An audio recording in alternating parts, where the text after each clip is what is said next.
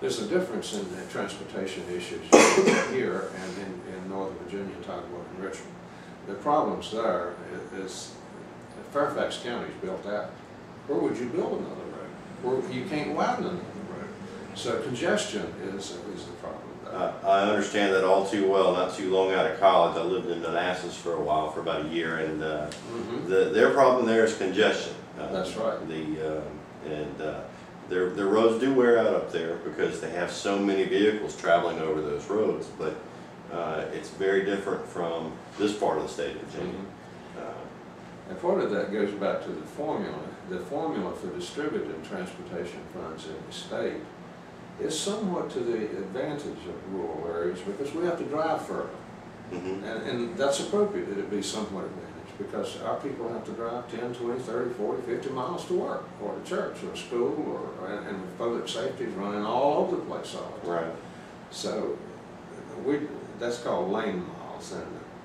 But in Northern Virginia, I think they call it vehicle miles, which is you might have a lot of vehicles going 1 mile.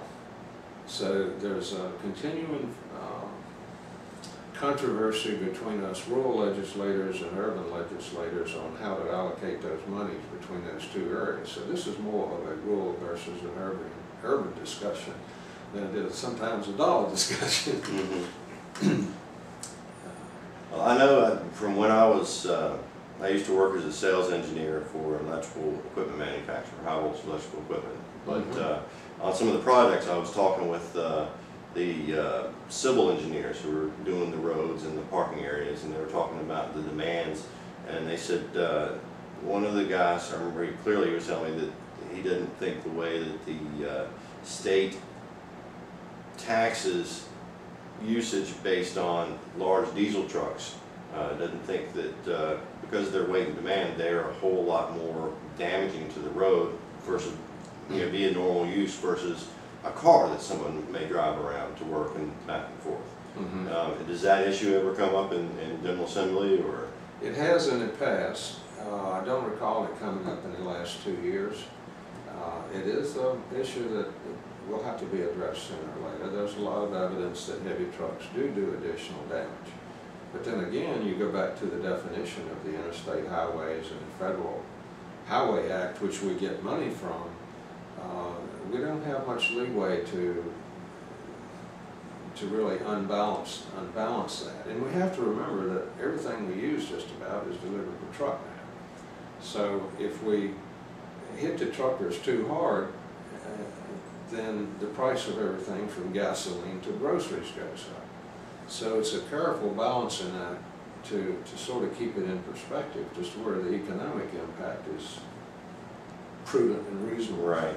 So what you're saying is if we raise the tax on the trucks to pay for their extra demand for the roadways, the extra wear and tear that they exert, that cost will just be passed along to the consumer when they pay a higher price for their groceries or the products they buy at the store or whatever. It may be in jobs, okay, because that maybe even if you use train more, then you have less trucks, then you have less jobs in that area.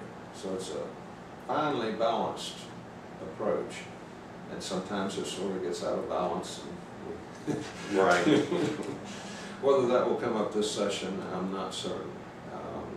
I look for either one or both of the governor candidates to make some proposals, and that'll be the driver of sort of in what direction we go, whether or not they're satisfactory to the General Assembly.